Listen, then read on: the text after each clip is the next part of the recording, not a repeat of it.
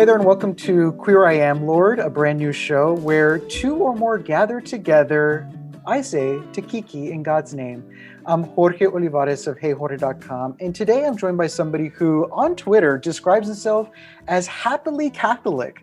Now, I find that very fascinating, particularly at a time when those of us who identify as LGBTQ or queer we're still struggling with our placement in the church and whether or not we should find ourselves affiliated with the institution. But that's not the case necessarily for my guest, Austin Vigue, who is a college student currently majoring in political science. And he has an interesting hobby that hopefully we get a chance to get into because I think that's so cool. But I'm excited to talk about just the queer experience, talk about a spiritual journey, and to talk about how he's arrived at a place of happiness within the church. So, Austin, thank you so much for joining me today.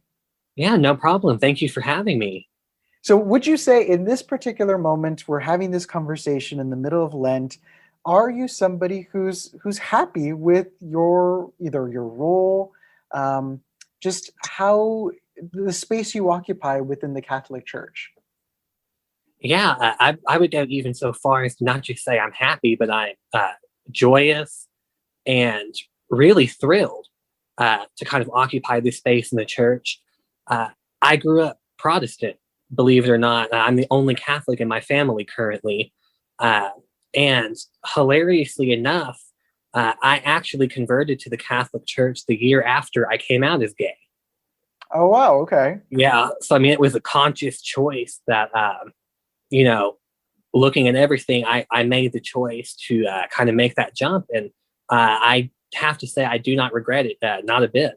So yeah, I'm 100% happy. What would you say, if at all, that the coming out process kind of did for you to encourage you to pursue Catholicism? Was it something even inherently about that queer coming out journey that kind of facilitated the move towards Catholicism, or was it something completely separate in your life that you just thought made the most sense? So growing up, even as a Protestant kid, I always admired the Catholic Church. And part of me growing up always wanted to be a part of the church, even though I had zero clue how. As a child and a teenager, you don't really know these kind of things. You just kind of go where your parents go. Um, I would say that those, I guess you could call it really coming out both as gay and Catholic. Um, I think those kind of occupy two separate roads. Um, I didn't know that a year after I came out as gay, I would also kind of be coming out as and converting to the Catholic Church. The quickness of that kind of took me by surprise. But I would say, given the similarities, they kind of played off of each other in a way almost. Um, I think there was definitely a certain level of confidence that had to be required for both of those, but really for converting to the Catholic Church. My family has always been very liberal, very, supportive of LGBT equality. So that was never the biggest concern for me. It actually caused a little bit more of a stir coming out as Catholic than it did coming out as LGBT, which kind of funny. It was a nice reversal of how things normally go. We're all prepared as queer folks. We somehow prepare ourselves to either hear the level of discontent that we hear from our families. Like we prepare ourselves for the worst, obviously, right? We Yeah. think we're going to get disowned. We think we're going to get kicked out. We think we're going to burn in the fires of hell, especially if we come from a religious background. And so to think that that's totally fine, but what? You're moving to another religion? Yeah, Okay. and I won't say they weren't supportive. There are some things about Catholicism they definitely don't understand. They don't agree with necessarily, just based on Protestant theology. But both of my parents are very supportive. They both attended my confirmation ceremony. Um, they wear little Catholic medals that I've gotten them and stuff like that. They attend mass with me for Easter and Christmas. So I mean, I won't say that they were necessarily unsupportive, but there's been healthy discussions, should we call it, Mhm. about things that we don't see eye to eye on, and because we do belong to two different branches of Christianity, may not ever see eye to eye on. Uh, I'm always curious about sort of people's first introductions towards faith and religion. Mhm. For someone like myself, I mean, I don't remember my baptism. Clearly, those things happen when you're in the Catholic faith at a very early age, for the most part. Um, but I distinctly remember, the incense that would come out at the special festivities at the Mhm. masses, or the fact that I was an altar boy at a very early age. Like these little things just stick with me. Um, because you grew up in the Protestant church, what was it about either Catholic iconography, Catholic symbols that you saw, either, or maybe even just aspects of Catholic teaching that you remember being introduced to that made you think, maybe I feel more aligned here than I do with my current faith? So, ironically enough, the first one was papal supremacy, kind of obedience to the Pope. I never could understand the issue that the Protestant church took with kind of submission to the Pope. So I can remember even as a Protestant back in 2013, I believe, watching kind of with bated breath the news stories of Pope Francis's election. Um, that was one thing. The two other things that went really closely with that were Catholic iconography. I have always enjoyed kind of any kind of religious iconic, the big word, I iconic. know. Yeah, that big word. We know what it is. I literally just said it. And kind of Marian devotion, Hmm. and kind of the pinnacle of that for me, that was the final nail in the coffin, as it were, since we're focusing on Lent, um, was the rosary. I actually got a rosary as a Protestant and was reciting that and praying that. And that kind of was the final straw that kind of led me to the church. I think it's easy to determine, even though I know this because we've had this conversation off this recording. But you're from the South. Your accent gives it away, and which I love. But I think there's something to be said about the Southern experience of a queer Mhm. Catholic or a queer member of the faith, because of the fact that we are constantly surrounded by either religious conversations, conservative voices, like religion just constantly seems to follow us at every turn. Would you say that that was always a positive experience for you? Always having just either religion, whether it was the Protestant faith or the Catholic faith, having it kind of around at all times? Was that maybe helpful in making the decision to transfer over towards the Catholic faith? Or were there times where you just thought, ugh, I need to escape from religion, even if just for a little bit? So I have actually never had that thought. Okay. Really, growing up, I took a lot of pleasure in studying the scripture, studying theology of different branches, and I did study the Catholic Church for probably 6 months to a year ish. I'm not, that was a while ago. Prior to deciding to convert, I had done an independent study of the Catechism, theology of the Catholic Church. I studied theology of, Mormonism and some of the what we could call outlying sects of Christianity as well.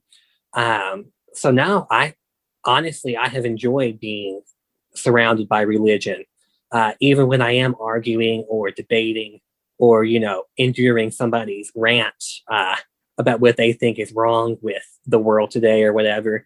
It's, even at the time, if I didn't appreciate that afterwards, I think I really realized that it gave me a good set of skills to use in those situations to kind of have those debates with people and not shy away or be afraid of voicing what I've studied or what I know or, my own opinion on the matter.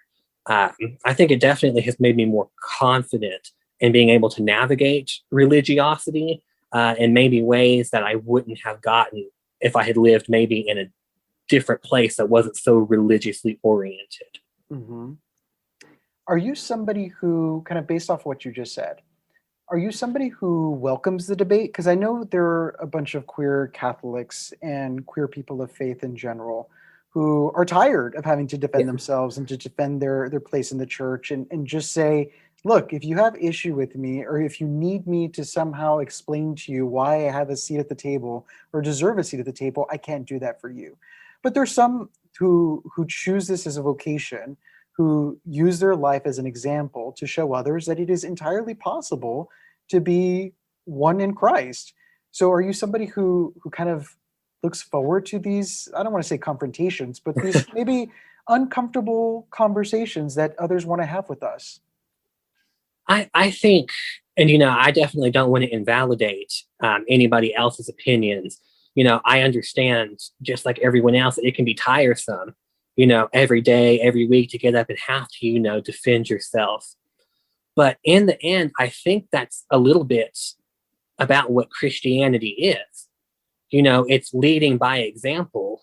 And sometimes we're all, as, LGBT plus Catholics and Christians, going to be called into situations that are uncomfortable for us, where we're not necessarily going to have to defend ourselves, but we are going to have to justify ourselves to people who may not have ever tried to see things from our point of view.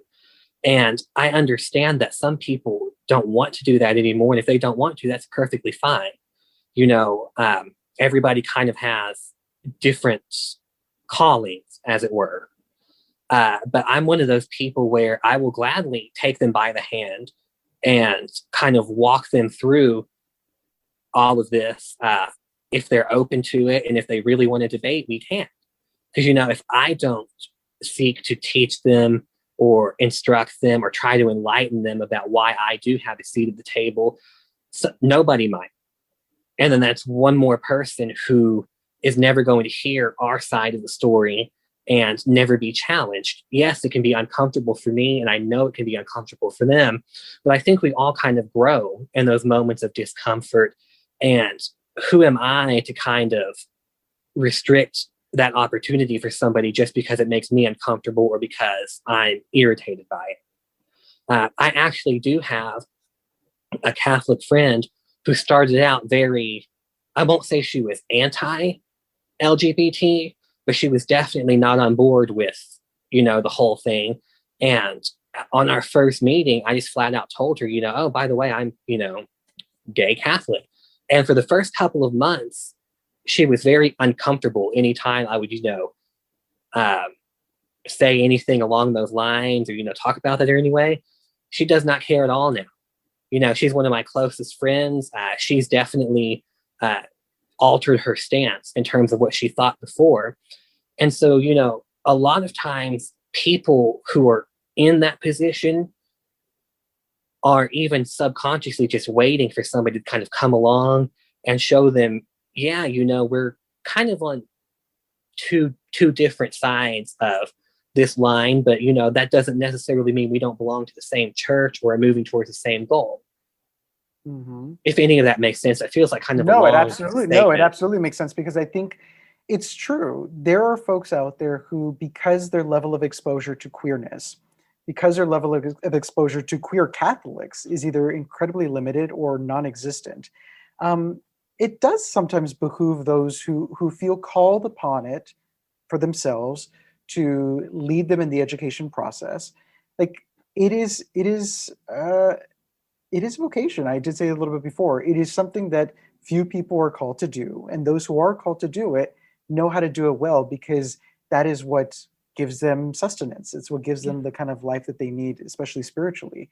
You were talking about, the power of talking about your side of the story and using your life and your testament as an example. Would you say that it it's always been, the story has always been 100% the truth and as 100% kind of in your face as could possibly be, in that you never felt the need to hide aspects of yourself? Or was that also a process? Kind of the story maybe 2 or 3 years ago was kind of working its way towards the story that it is today. Oh, 100%. I didn't come out to everybody all at once, and there was never any giant social media post to, tell everybody I was.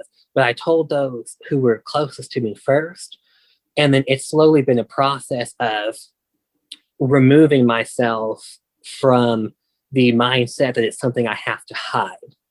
Whereas maybe I would have been a little more discreet almost about it out in public and out in the open.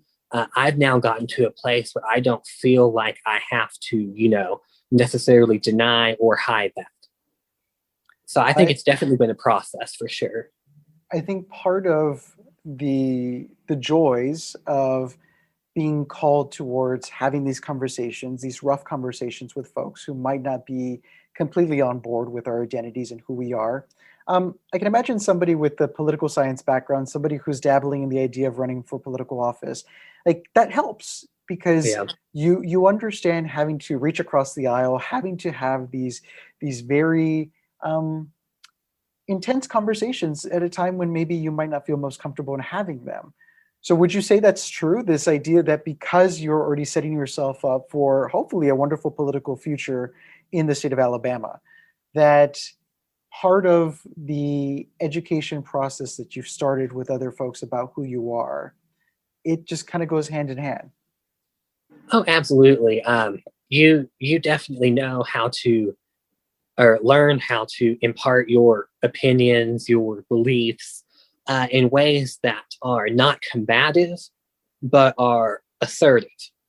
I think in our society, there is a misconception that when you disagree with somebody, you have to beat them into the ground and, kind of make sure they're not getting back up again. And that's not constructive to you as a Catholic or a Christian or a member of the LGBT community or really any community of humanity in general. It's also not constructive to the person you've just done that to, because now you've essentially made an enemy where an enemy prior did not exist.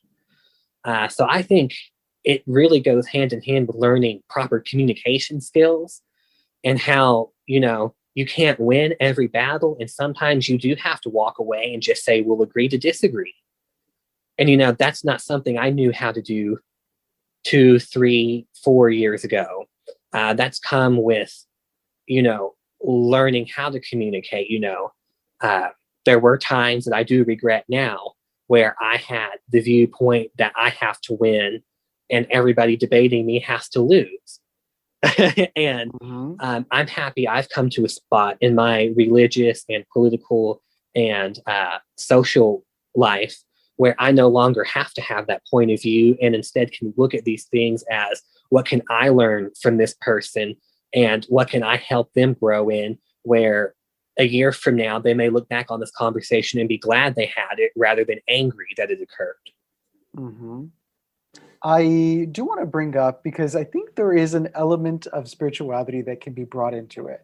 But for our listeners who might be incredibly curious about what one of your hobbies is, what is it?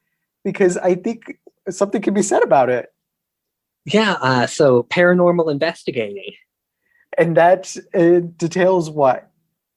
So anytime somebody thinks that their property, whether it's a store, house, anything like that, is haunted, I'm part of a team that will actually go in and gather data and determine, is this a real haunting or is this, natural phenomenon that's being misinterpreted? So, kind of like you see in the TV shows, we do go in with the K2 meters. We do go in with flashlights that these things turn on and off on their own. We do go in with the voice recorders that we have actually picked up intelligible words on before. All the kind of stuff that you see on the shows, and these things really do work.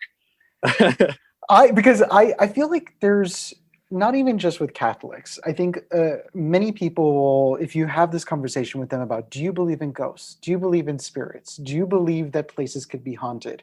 And I think you always get a mixed reaction. I think Oh, yeah. people who are of faith might not say that they believe or they do. Um, but I think if you could talk a little bit about how, as somebody who is very happily Catholic, somebody who we're meant to believe in angels and saints and the afterlife and what's to come. How do you see those two kind of intermingling and kind of informing each other in a way? So the way that I do the paranormal investigation is modeled pretty closely after Ed and Lorraine Warren, who, if you've seen the Conjuring movies, they were kind of the lead protagonists in that, the Catholic paranormal duo. So my goal whenever I'm investigating is typically not just to get a cool story out of it, but I'm trying to get to the root of what the haunting is and figure out, is this somebody who's, trying to move on? Do they need help? On the flip side, I'm there partly to discern whether or not this is, something a little bit darker than just a ghost. Do we maybe need to leave and come back with a priest?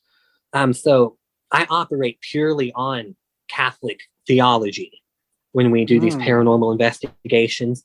And one could almost say that paranormal investigations have almost confirmed Catholic theology in the existence of the afterlife, and that things do continue on. Kind of once the curtain closes on this side, it does open up on the other side in one form or another. I think this is so fascinating because I was having a conversation with a friend of mine about this idea of these spirits, right? Like if a family member has passed away, and when we're very young, when we're trying to interpret what death even means, and we're trying to understand all the complexities associated with death, they always like to say, well, their spirit is still here, they haven't gone anywhere. But to what you're saying, like, there is some truth to that, where there are some lingering spirits that either need assistance in trying to cross over, need assistance in trying to impart, messages that were unable to be verbalized while they were still alive. That's very much a part of what you do. Mm-hmm. Yeah, and that is one thing that debate is still entirely open on. Some Catholics believe that ghosts are the souls in purgatory coming through. Others believe that no, it's not, but it's people who haven't crossed over yet. So there is still room for debate on what exactly the origin of people hanging around is. But that's one thing that also kind of drives me a little crazy with the way people think about ghosts sometimes, is they don't realize that if the ghost is hanging around on Earth, they have not gone to heaven. They've not crossed over. So like Ed and Lorraine have actually said in one of their books before, that I use kind of as a guideline for how I operate. Mm-hmm. They said, people think it's cruel to send these ghosts on, into the afterlife. But what they don't understand is the people they know are going to pass or move to a different place one day, and they're going to be left there in this building. They've not crossed over. So it's not a situation like we have with canonized saints where they just kind of go back and forth whenever they deem they need to. This is a situation where people have not actually physically crossed over for the first time. And so that's something I try whenever I used to give tours in our area for the haunted buildings.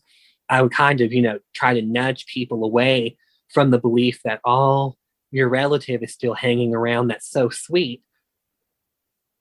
Because while that's sweet now, that in no way implies that they ever were at peace. Mm-hmm. And that should always be part of the goal with paranormal investigating, is figuring out, is this spirit ready to move on? And if so, trying to help them. I've actually had things flat out answer that no, they're not ready to move on and don't want to. And so, they've answered that way by turning the little lights on for us to answer yes or no. And so when that happens, I don't bother, because, I'm not going to try to force it to do something it doesn't want to do. But it's definitely interesting to speak about this stuff to people. Oh, no, I find this incredibly fascinating. I'm so grateful to you for being able to share this, because there really is, and I'd venture to say, maybe this is just me being a little too on the nose considering the topic of the show, but there is a queerness aspect towards paranormal activity investigation, because there is always this desire to be curious and to figure out, like, things that we don't necessarily have all the answers for, because life presented us with all these questions. Here we are trying to figure out what these answers are, and taking whatever opportunities are presented to us to find them out on our own terms. I think so. I think you're absolutely right. There's definitely an aspect of kind of pulling back the veil almost on both of those things, and kind of exploring a side of our faith and our spirituality that we wouldn't have otherwise been able to. Mm-hmm. I think they both definitely pose challenges, as well as opportunities for growth, for sure. Well, I love that we had a chance to incorporate that into our conversation, because I think it's such a wonderful way to show the world how queer Catholics are operating on a daily basis, especially here in the United States. It's a way to be able to express our spirituality, express who we are as individuals, and it's such a unique way to be able to show what we want to do with the world. So, Austin, thank you so much for your time and for being able to share your story with us here on Queer I Am, Lord. Yeah, thank you for having me. This has actually been really fun. And I'm kind of looking forward to what we all can collectively achieve uh, in union with our faith and our church here within the next several years.